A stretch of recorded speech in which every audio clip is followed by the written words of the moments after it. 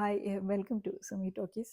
അപ്പോൾ ഇന്ന് നമുക്ക് പിന്നെ ഒരു കാരണവശാലും നിങ്ങൾ മിസ് ചെയ്യാൻ പാടില്ലാത്തൊരു സിനിമേനെക്കുറിച്ച് കുറച്ച് കാര്യങ്ങൾ പറയാം. ആം, ആ, ഈ ഈ സിനിമ OTT-യിൽ, അതായത് പ്രൈമിൽ അവൈലബിൾ ആണ്. അതുപോലെ തന്നെ ഇതിന് ഹാർഡ്ലി ഒരു 1.5 മണിക്കൂർ മറ്റോ ഈ സിനിമയുള്ളൂ. സോ ഒരു എക്സ്ക്യൂസും ഇല്ല, പ്ലീസ് ഡു വാച്ച്. കന്നഡ സിനിമയായിട്ടുള്ള മിഥ്യനെ കുറിച്ചിട്ടാണ് ഞാൻ പറയുന്നത്. ഈ സിനിമ ശരിക്കും പറഞ്ഞാൽ നമ്മളുടെ ഇന്ത്യൻ സിനിമയിൽ ഇപ്പോൾ ഒഴിഞ്ഞു കിടക്കുന്ന ഒരു സ്പേസാണ് നല്ല ചിൽഡ്രൻസ് ഫിലിം എന്ന് പറയുന്നത്. ഒരു ഇൻഡസ്ട്രിയിൽ, സൗത്തിലും നോർത്തിലും ഒന്നും കാണാൻ പറ്റുന്നില്ല. ആ ഒരു സ്പേസിലേക്ക് വളരെ നന്നായിട്ട് പ്ലേസ് ചെയ്തിട്ടുള്ള ഒരു സിനിമയാണ് ഈ മിഥ്യ എന്ന് പറയുന്നത്. അപ്പോൾ ഈ മിഥ്യ എന്ന് പറഞ്ഞ കുട്ടിയുടെ കഥയാണ് ബേസിക്കലി മിഥ്യ എന്ന് പറഞ്ഞ സിനിമ.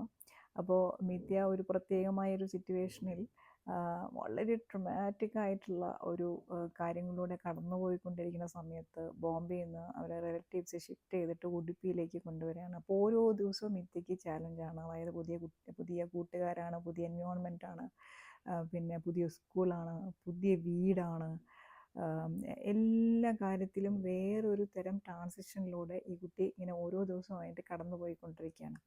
അപ്പോൾ ഒരു 11 വയസ്സുള്ള കുട്ടിയാണ്.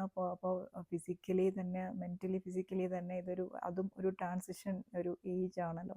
അതായത് ടീനേജർ ആയിട്ടില്ല എന്ന ചൈൽഡ്ഹുഡ് നമ്മൾ ക്രോസ് ചെയ്യുകയും ചെയ്തു.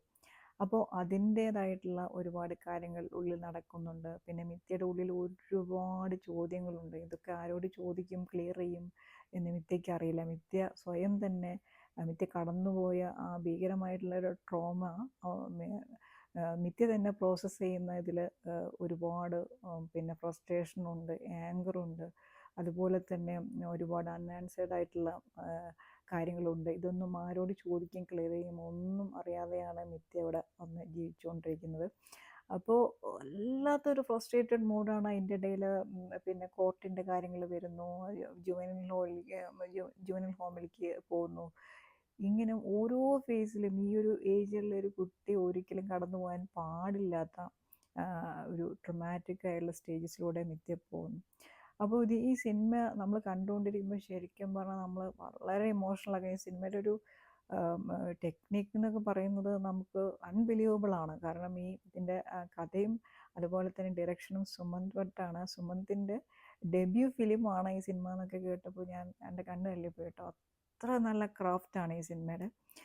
ഇതിൽ പിന്നെ സിനിമാറ്റോഗ്രാഫി നമുക്ക് എടുത്തു പറയാണ്ടിരിക്കാൻ പറ്റില്ല. അത് നേച്ചറും അവിടുത്തെ സീസണലായിട്ടുള്ള ചേഞ്ചസും മഴയും വെള്ളവും പിന്നെ ട്രീസും എന്തൊക്കെ വേണം ഇതെല്ലാം ഇങ്ങനെ സിനിമയിലേക്ക് ഈ ക്യാരക്ടേഴ്സിൻ്റെ മൊത്തം മൂഡുമായിട്ട് ലിങ്ക് ചെയ്തുകൊണ്ട് ഉപയോഗിച്ചിരിക്കുന്നൊരു രീതിയുണ്ട്. അത് നമുക്ക് ഷോട്ടുകൾ ഈ സിനിമയിൽ പിന്നെ ഒരു സംസാരിക്കുന്ന രീതി എന്നൊക്കെ പറയാം, അത് പറയാതിരിക്കാൻ പറ്റില്ല കേട്ടോ. ഇതിൻ്റെ സിനിമാറ്റോഗ്രാഫി ചെയ്തിരിക്കുന്നത് ഉദിത് ഖുറാനയാണ്. ഒരു സ്പെഷ്യൽ മെൻഷനാണ്. നമുക്ക് ബ്യൂട്ടിഫുൾ ഫ്രെയിംസ് ആണ്, ഒരു രക്ഷയില്ല.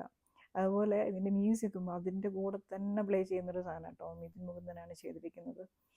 അത് രണ്ടും വെൽ ബ്ലെൻഡഡ് ആയിട്ടാണ് ഈ സിനിമയിൽ നിൽക്കുന്നത്. ഇനി ആക്ടിങ്ങിൻ്റെ കാര്യം പറയുകയാണെങ്കിൽ ഈ കുട്ടികളുടെ ആക്ടിങ് ഇത്ര നാച്ചുറലായിട്ട് ഞാൻ ഈ അടുത്ത കാലത്തൊന്നും ഒരു സിനിമയിലും കണ്ടിട്ടില്ല കേട്ടോ. ഇത് ഈ അതിഷ് ഷെട്ടി എന്ന് പറഞ്ഞ കുട്ടിയാണ് മിഥ്യയായിട്ട് അഭിനയിക്കുന്നത്. ഈ കുട്ടിയുടെ തന്നെ ബ്രദർ അവിഷ് ഷെട്ടി. ഈ കുട്ടിയാണ് ഇതിൽ വന്ദന എന്ന് പറഞ്ഞൊരു കുട്ടി, ഗേളായിട്ട് ഗേളായിട്ട് അഭിനയിച്ചിരിക്കുകയാണ്. അയ്യോ, ആ കുട്ടിയുടെയൊക്കെ അഭിനയം കാണാം, എന്ത് നാച്ചുറലായിട്ടാണെന്നറിയോ അഭിനയിക്കുന്നത്. നമുക്ക് ഇങ്ങനെ കണ്ടിരിക്കാൻ തോന്നും. ഈ കുട്ടികൾ ഭയങ്കര ഒരു പ്രോമിസിങ് ആക്ടേഴ്സാണ് കേട്ടോ, പറയാതിരിക്കാൻ വയ്യ. അവർക്ക് നല്ല ഫ്യൂച്ചറുണ്ട്. പിന്നെ ഈ മിഥ്യ എന്ന് പറഞ്ഞ കുട്ടി ഈ ക്യാരക്ടറിനെ ഇങ്ങനെ അബ്സോർബ് ചെയ്തത് എങ്ങനെയാണെന്ന് എനിക്ക് എത്ര ആലോചിച്ചിട്ട് മനസ്സിലാവുന്നില്ല. നല്ല നല്ല ആക്ടിങ് ആണ്. അത് മാത്രമല്ല, ഈ സിനിമ ഒരു കാരണവശാലും ഈ സിനിമയിൽ ഈ ക്യാരക്ടർ കടന്നു പോയിട്ടുള്ള ഈ ട്രോമ ഉണ്ടല്ലോ, ആ ട്രോമയുടെ ഒരു സംഭവം ഈ സിനിമയിൽ ഒരു ഷോട്ടിലും കാണിക്കുന്നില്ല. പക്ഷെ ഓരോ സീനിലും ഇതിൻ്റെ ഓരോ ബിറ്റായിട്ട് ഈ ട്രോമ ഓഡിയൻസിലേക്ക് ഇങ്ങനെ എത്തിച്ചുകൊണ്ടിരിക്കുകയാണ് സുമന്ത്. അത് എങ്ങനെയാണ് അതിൻ്റെ ഒരു ടെക്നിക്ക് എന്ന് ചോദിച്ചു കഴിഞ്ഞാൽ അത് സ്ക്രിപ്റ്റിൻ്റെ ബ്യൂട്ടിയാണ്. അത് മാത്രമല്ല, ആ ഷോട്ടുകൾ ഫ്രെയിം ചെയ്തിരിക്കുന്നതും ആക്ടേഴ്സിന് അതിൻ്റെ പ്ലേസ് ചെയ്തിരിക്കുന്നതിനൊക്കെയുള്ള കൊടുത്തിട്ടുള്ള ഒരു കെയർ ഉണ്ടല്ലോ, അതാണ് ഈ സിനിമയിൽ വർക്ക് ചെയ്തിരിക്കുന്നത്. അപ്പോൾ ഒരുപാട് ഇൻ്റർപ്ലേ ഉള്ള ഒരു സ്ക്രിപ്റ്റാണ്. ഒരുപാട് കാര്യങ്ങൾ ഈ സ്ക്രിപ്റ്റ് കൺവേ ചെയ്യുന്നുണ്ട്.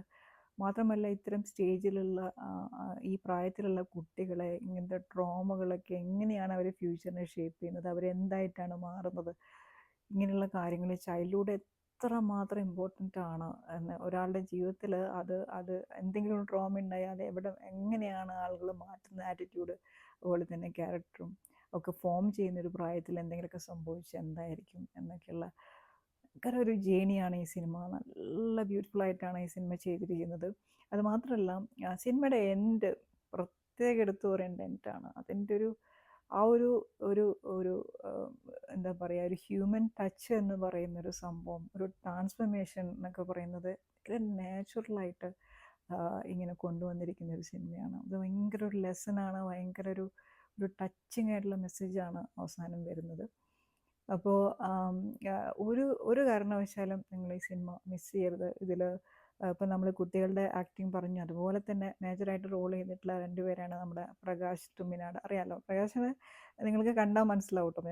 ഇപ്പോൾ പെട്ടെന്ന് പറഞ്ഞാൽ മനസ്സിലാവില്ല, പക്ഷേ സൗത്ത് ഇന്ത്യയിൽ എല്ലാ ലാംഗ്വേജിലും, ഇപ്പോൾ കന്നഡയിലും തെലുങ്കിലൊക്കെ നമ്മൾ നന്നായിട്ട് കണ്ട് പരിചയമുള്ള ഒരാളാണ് പ്രകാശ് തുമ്മിനാട്. നല്ലൊരു ക്യാരക്ടർ ആക്ടറാണ്, നന്നായിട്ട് ചെയ്തിട്ടുണ്ടെങ്കിൽ. സൂര്യ എന്ന് പറഞ്ഞ ക്യാരക്ടർ വൈഫായിട്ട് വരുന്ന രൂപയാണ് ചെയ്തിരിക്കുന്നത്. എല്ലാവരും ഭയങ്കര റിയലിസ്റ്റിക്, അതായത് ഒരു തരം മേക്കപ്പ് പോലും ഇവർക്കില്ല, അങ്ങനെയാണ് അഭിനയിച്ചിരിക്കുന്നത്. നല്ല രസമായിട്ട് നമുക്ക് കണ്ടിരിക്കാൻ പറ്റുന്ന ഒരു സിനിമയാണ്. നല്ല മെസ്സേജുള്ള സിനിമയാണ്. ഒരുപാട് അവാർഡുകൾ കിട്ടിയിട്ടുണ്ട് സിനിമയ്ക്ക്. Don't miss it.